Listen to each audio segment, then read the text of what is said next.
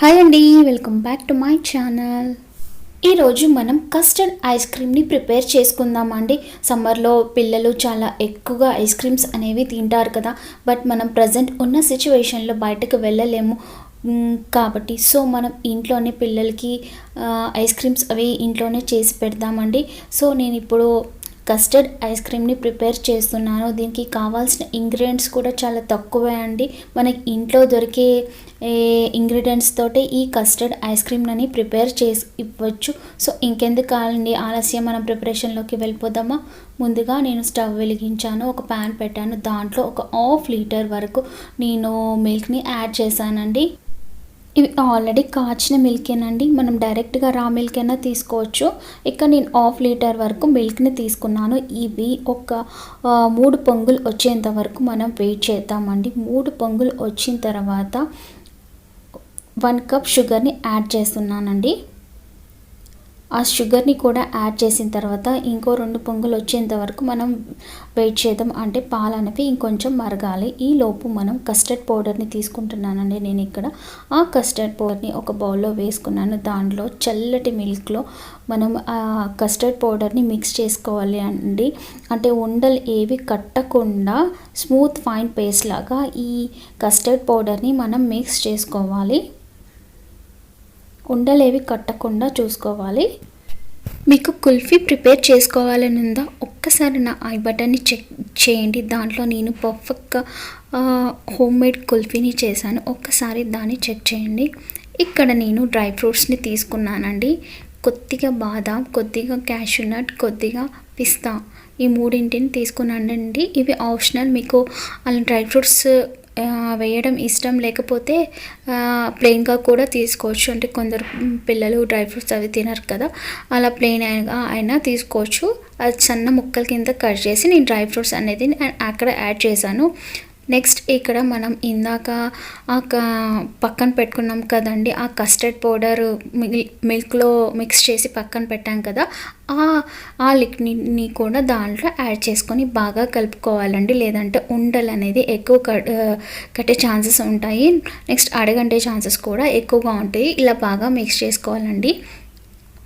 చూసారా, ఇక్కడ మన కస్టర్డ్ అయిపోయిందండి. కస్టర్డ్ మిక్స్ అయిపోయింది. ఇలా థిక్ పేస్ట్ వచ్చేంత వరకు కొంచెం చూసుకోవాలి మనం. ఈ కన్సిస్టెన్సీ వచ్చిన తర్వాత మనం దీన్ని స్టవ్ని ఆఫ్ చేసేసుకోవాలి. ఆఫ్ చేసేసుకొని ఇది కాస్త చల్లారనిద్దామండి. నెక్స్ట్ మనం ఈలోపు నేను ఒక బౌల్ తీసుకున్నాను. ఆ బౌల్లో మనం ఫ్రెష్ క్రీమ్ని యాడ్ చేసుకుందాము. మీ దగ్గర ఫ్రెష్ క్రీమ్ అవైలబుల్ లేకపోతే బయట మార్కెట్లో అమూల్ది కూడా దొరుకుతుందండి. లేదంటే మీకు ఇంట్లో ఫ్రెష్ క్రీమ్ అనేది అవైలబుల్ ఉంటే అదైనా యాడ్ చేసుకోవచ్చు. నేను మాత్రం ఇక్కడ క్రీమ్ని యాడ్ చేశాను. ఒక బౌల్ క్రీమ్ యాడ్ చేశానండి. దాన్ని బాగా బ్లెండ్ చేసుకోవాలి.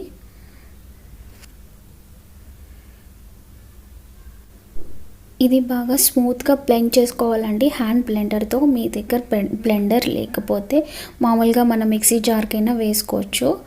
కాకపోతే చాలా స్మూత్గా అనేది చేసుకోవాలండి.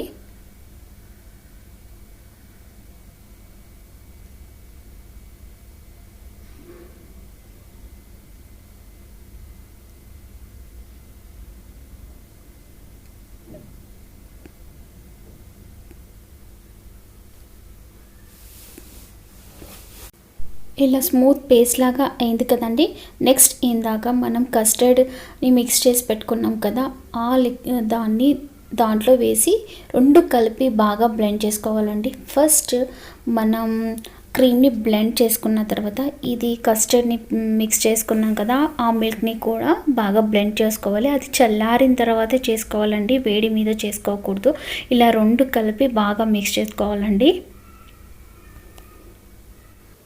ఇలా బాగా బ్లెండ్ అయిన తర్వాత, బాగా బ్లెండ్ చేసుకున్న తర్వాత ఒక 1 అవర్ పాటు మనం దాన్ని ఫ్రిడ్జ్లో పెట్టాలండి.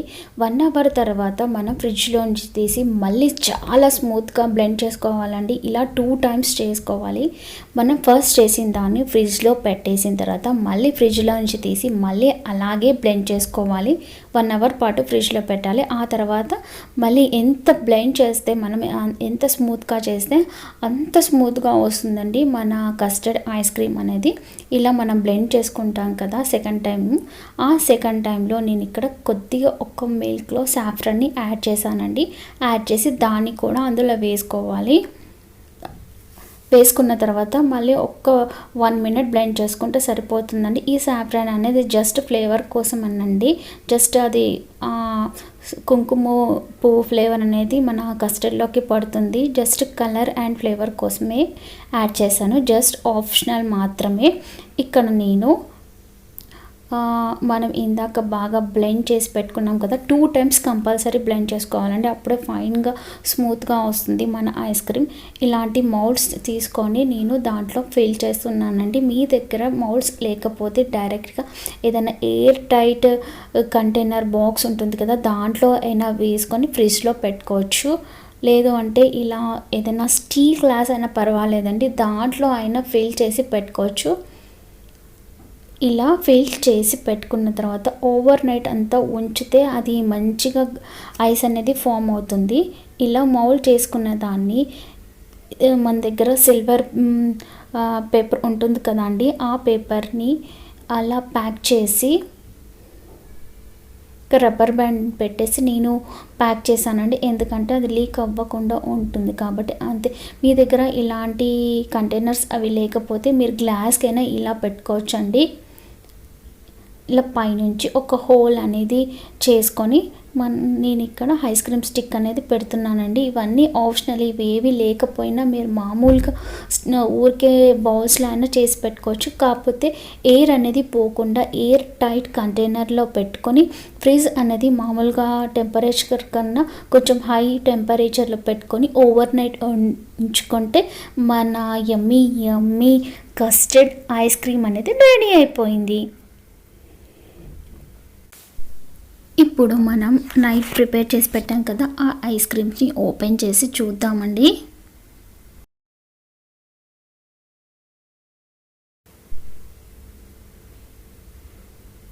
ఇక్కడ నేను కొద్దిగా ఒక బౌల్లో వాటర్ తీసుకున్నానండి.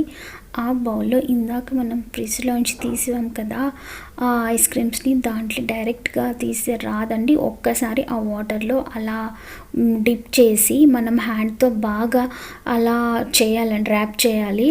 అలా హ్యాండ్తో 2 హ్యాండ్స్ తోటి రబ్ చేయాలి. రబ్ చేసి అలా మెల్లిమెల్లిగా తీస్తే మన కస్టర్డ్ ఐస్ క్రీమ్ అనేది వచ్చేస్తుంది. అంతే, మీరు ఇంట్లో తప్పకుండా ట్రై చేసి చూడండి. ఎలా వచ్చింది అనేది నాకు కామెంట్స్లో షేర్ చేయండి. మన yummy cool custard ice cream ready అయిపోయింది. చాలా సింపుల్గా అయిపోతుందండి. దీనికి పెద్దగా ఇంగ్రీడియంట్స్ కూడా పెద్దగా పట్టవు. సో మీరందరూ తప్పకుండా ట్రై చేసి చూడండి. ట్రై చేసి మీ పిల్లలకి ఇలా ట్రై చేసి పెట్టండి. మీకు కుల్ఫీ కావాలంటే కూడా నా కింద డిస్క్రిప్షన్లో ఇస్తాను, అది కూడా చెక్ చేసి దాన్ని కూడా ట్రై చేసి చూడండి. ఎలా వచ్చింది అనేది నా కామెంట్స్లో షేర్ చేయండి. ఐ హోప్ ఈ వీడియో మీకు నచ్చిందని అనుకుంటున్నానండి. నచ్చితే కనుక ఒక్క లైక్ చేయండి. ఫస్ట్ టైం నా వీడియో కనుక చూసినట్టయితే సబ్స్క్రైబ్ చేసుకోవడం మాత్రం అస్సలు మర్చిపోకండి.